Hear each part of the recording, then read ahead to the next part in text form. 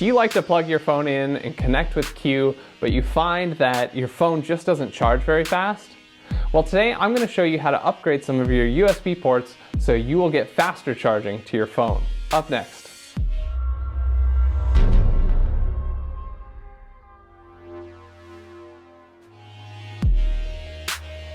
Hi, I'm Daniel, and I hope you found your way here because you already watched my video on how to do the upgrade to your Q system for a faster, smoother Q plus Apple CarPlay and Android Auto. Well, this is the last part to that upgrade, and that is upgrading the USB port so you have faster charging and something more robust to keep Apple CarPlay and Android Auto running on your phone without discharging your phone. Now, if you haven't done the Apple CarPlay upgrade, no big deal. This USB port upgrade will still be a great addition to your car. You see, there are 3 ports in my Cadillac CTS. There's 2 in the center console, and then there's 1 behind the HVAC controls in the Q system. All those ports are designed to just carry data and just enough energy to keep the item that's plugged in alive or maybe a little bit of a charge. Now, if you're like me, you like to go in your car, and by the time you get to your destination, you're hoping you got just a few more percentage points on your battery from the drive, right? Well, plugging into those ports just isn't going to do much good. And maybe you're like me, you get a cigarette lighter adapter that plugs in, and then you plug your USB cable into that, and then you get faster charging. The downside is you're no longer connected to Q, you have to use Bluetooth, and of course that has limited functionality. So today, I'm going to show you how to upgrade the USB ports in the center console so you can have faster charging and you won't need that adapter anymore.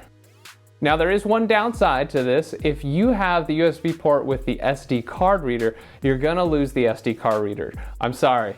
But instead, just use a USB stick or, use your phone. These days, we have lots of storage on our phone to hold lots of music, or most of us are just streaming music, I think, these days, right? Now, since I filmed this how-to, I did hear that there may be an easier way to install this new USB port. This is the old USB port from my Cadillac CTS. It goes in the center console. It just goes into a hole in the center console, and it clips in with this top and bottom clip. They say that when it's mounted in the center console that you can just stick a flathead screwdriver in there, release that clip, and you may be able to work this unit out. And then you would unplug these cables. Now, if that works for you, great. I tried it on the new USB port and wasn't able to make it happen. But if you do this and you disconnect the cables and they accidentally fall back inside the console, you're gonna need my video to take it apart and get to those cables. But watch my video to see the foolproof way to install new USB ports in your center console of your CTS. Let's get to it. For this installation, you'll need the following tools: a long Phillips head screwdriver, a stubby Phillips head screwdriver. I really like this 90-degree Phillips head screwdriver. It's going to help get into a tight spot. Also, if you plan to try to do the easy USB port removal, you'll need this very small flathead screwdriver. Also, I always recommend a light to see into those dark spaces. Now, before I do this install, I wanted to see how much power each port was putting out. I don't have the best tools for this, so I just downloaded an app called Ampere available on the Google Play Store for Android phones. Basically, it shows the amount of charge or discharge rate on your phone's battery. Currently on the screen, we see a negative 450 milliamps. That's because the phone's screen and processor are running and it's discharging the battery at that rate.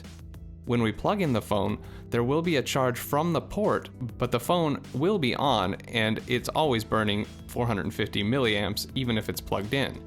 So the total output on the screen of the phone is reflecting the net charge. As I mentioned earlier, you may be using a cigarette lighter plug adapter so you can get a little more charge. For example, this one is rated at about 2 amps per USB port. So that would be about 2000 milliamps.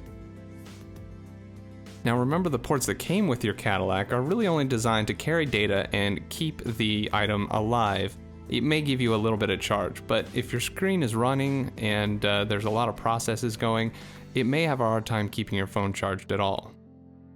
So let's plug in our test phone and see what kind of output we're getting from the stock USB ports. Notice the phone is discharging at negative 450 milliamps, but once we turn on the car, a charge will go to the phone, and we see that it's getting a net charge of 450 milliamps. Remember, the phone is already burning 450 milliamps, and the port is putting out approximately 900 milliamps. So we can basically say this is a 1 amp USB port on the car. Now what about the USB port behind the HVAC controls in the Q system? If we plug in there, we'll see that we get a net charge of 450 milliamps, just like the center console.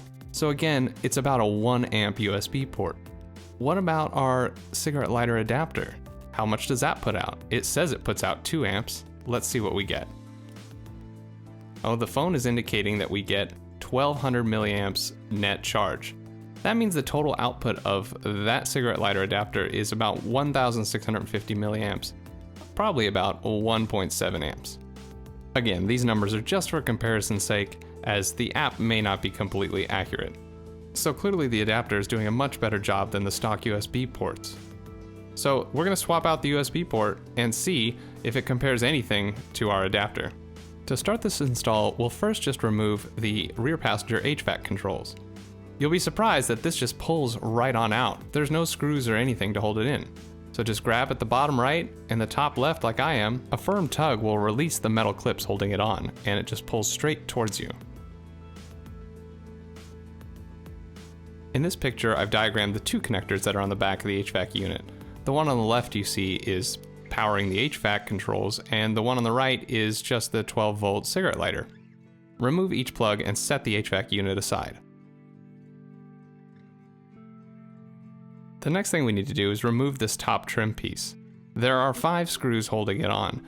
The 2 outer ones are the hardest to get to, and that's what I use the right angle screwdriver for. Just use that to get the screws out on the outer sides, and I've already done that here in this video.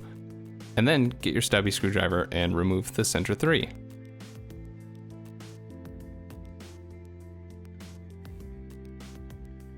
And then the top trim piece just pops right off.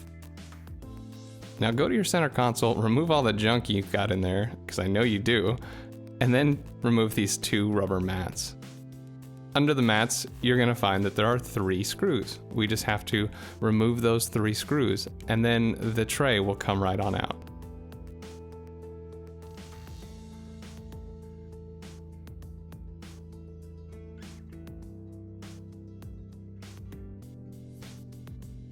Now carefully pull the tray up from the console and you'll get access to the wires. Each of the wires are in with typical clips where you just press the spring down and remove. I first removed the cigarette lighter wires just to get a little easier access to the 2 plugs that are attached to the USB port.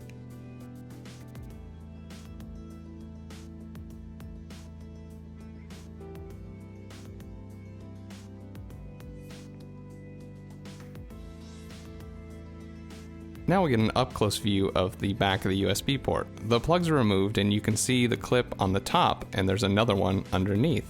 You just need to press those down and the USB port will push right through the hole.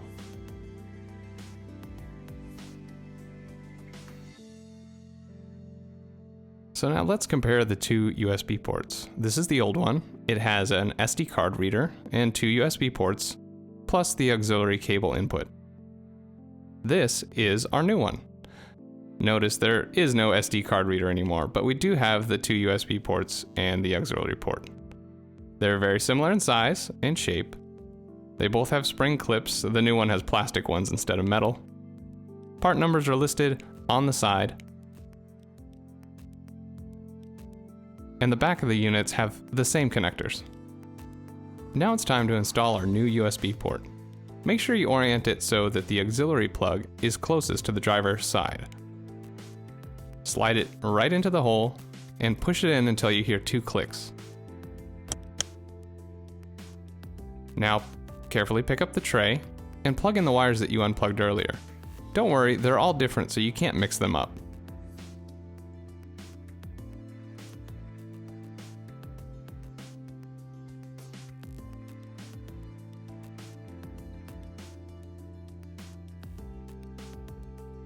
Set the tray back down and put the 3 screws back into the bottom of the center console tray. After you've done that, put the rubber mats back to where they were. Note that the bottom mat has a little tab that positions toward the back of the car, and the top one has a tab that positions next to the driver. Next, go to the back seat and put the armrest trim piece back on. Just set it on top, and then put your screws back in. Remember, there are 5 screws. I only put 3 of them back. The other 2 were a pain in the butt, and I don't really think you need them attached, but it's up to you. Now take your HVAC controls and put the plugs that you removed earlier back into it. Here I'm plugging in the 12-volt cigarette lighter plug. Make sure you orient it correctly, otherwise you might have a little trouble getting it back in.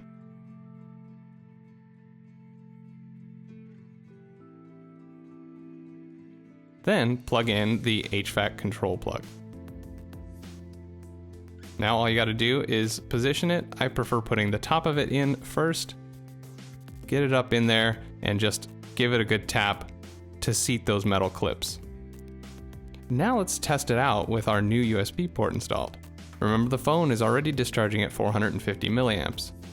We'll plug it in and the phone will determine that the phone's getting charged at 1000 milliamps. That means the total output of the USB port is 1450 milliamps, or about 1.5 amps. That's not quite as good as our other adapter, but it is better than the original. So in review, our original USB port, it was putting out 900 milliamps, or about 1 amp.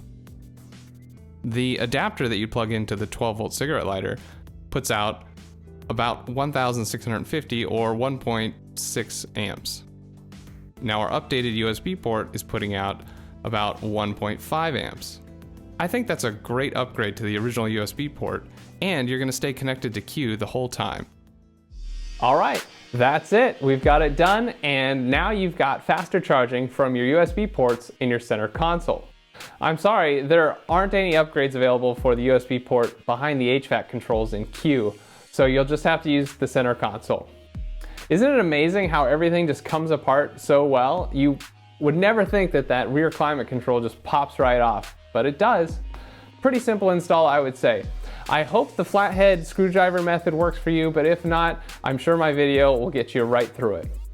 Otherwise, if you like this video, please let me know by hitting the like button, and be sure to subscribe because I've got more how-tos on the way. Hit the bell to be notified when those next videos come up. Let me know in the comment section if the screwdriver method worked for you. I'd like to know. Otherwise, see you next time on the Jet Fuel Only channel.